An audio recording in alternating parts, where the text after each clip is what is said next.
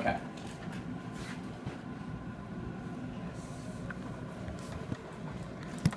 And these will be volumes. And the volumes can be in either milliliters or cc's. So, this is going to be a square. And the square is going to be a centimeter high and a centimeter long. And if that's all I did in 2 dimensions, that would be a centimeter squared. Well, what I'm going to do is add depth.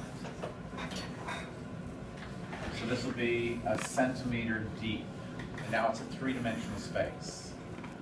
So instead of being a centimeter squared, now it's a cubic centimeter. It's a block, 3-dimensional block that measures a centimeter on all sides. Now, no one generally says cubic centimeter, although they should, but they skip having the 3, and they would just write this as a cc, and that stands for cubic centimeter.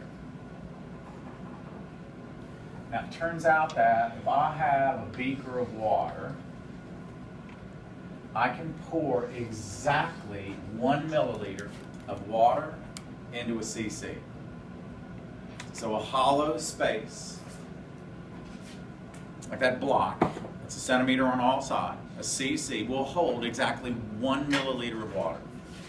So, for the sake of volume, a cc will hold 1 milliliter of volume. And these are considered to be equivalent to one another.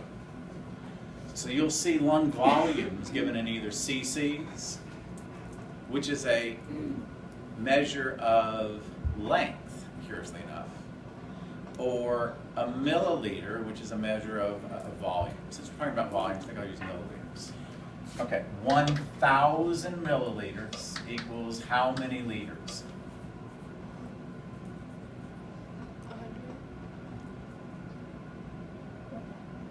1,000 milliliters equals how many?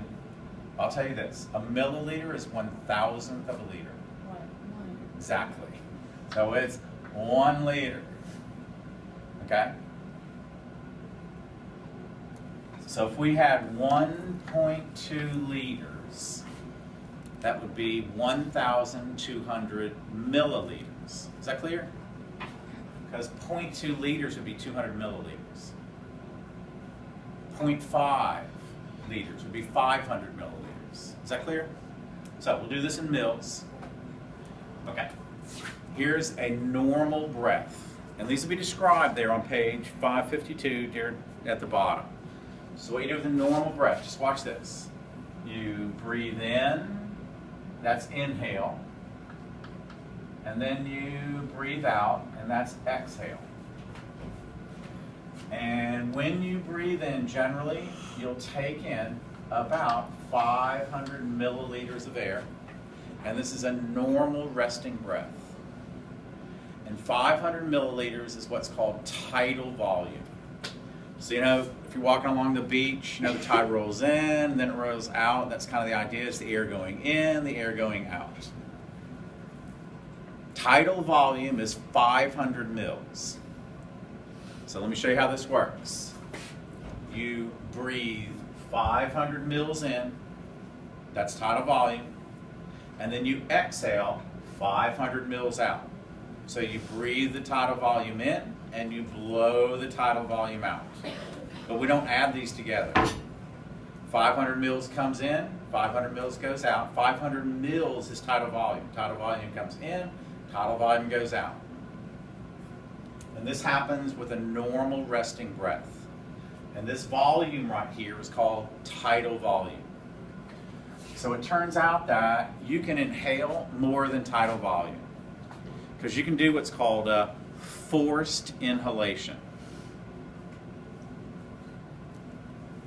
And when you do a forced inhalation, you take in your tidal volume, and then you just suck as much air in as you possibly can. So, we're going to look at what's called, this is tidal volume, up or down. And now we're going to look at how much more air you can bring in if you forcefully inhale. So right here, I'm going to suck my tidal volume in, and then as much air as I can suck in beyond that. But all of this, from here all the way to the top, is called the inspiratory reserve volume. And that's about 3,000 milliliters. 3,000 mils would be how many liters? 3 liters, right. 1,000 mils is a liter, so 3,000 would be 3 liters. So that's the inspiratory reserve volume. And then we'll blow all that out. Okay, it turns out that when I exhale, just a normal exhalation, I can blow out even more air. And of course you do when you blow out birthday candles. So I just get rid of my tidal volume, and then I go, and that's called a forced exhalation. And a forced exhalation will tell me how much air I can blow out beyond, what I would normally blow out. And that's called the expiratory reserve volume. Then we're going to demonstrate all these with what's called a spirometer.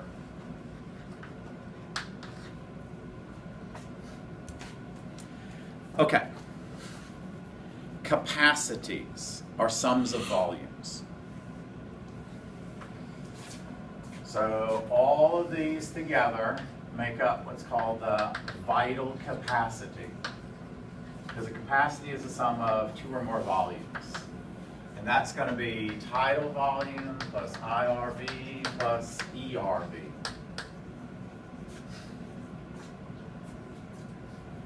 Now let me show you how you can get this. Okay, watch what we do.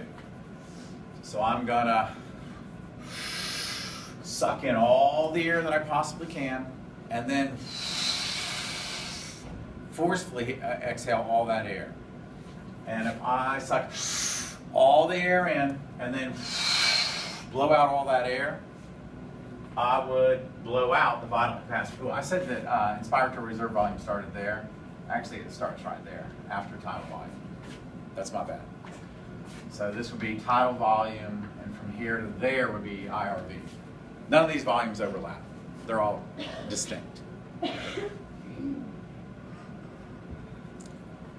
And ERV would be from here to how much you can blow out. Okay. Now, it turns out that you can't blow all the air out of your lungs, no matter how hard you try. There's always some what's called residual air in your lungs. Now, the only way you can get it out is if you lie down flat and had a big elephant or something like that, stand on your chest, where they just literally crushed, your rib cage and flatten your lung, and that will blow that little extra air out. And the extra amount of air that you can't blow out of the lungs, that's always in there, no matter how hard you try, you can't blow it out, is called the residual volume. And the vital capacity and the residual volume make up the total lung capacity. So listen up. We're going to break up into 2 groups and bring one of these to the other table. Fill this with water, because I forgot to get my little sterile tubes. But fill these up with water over at the sink, all the way to where it says fill line, okay? And I'll be right back, and we can get these balls.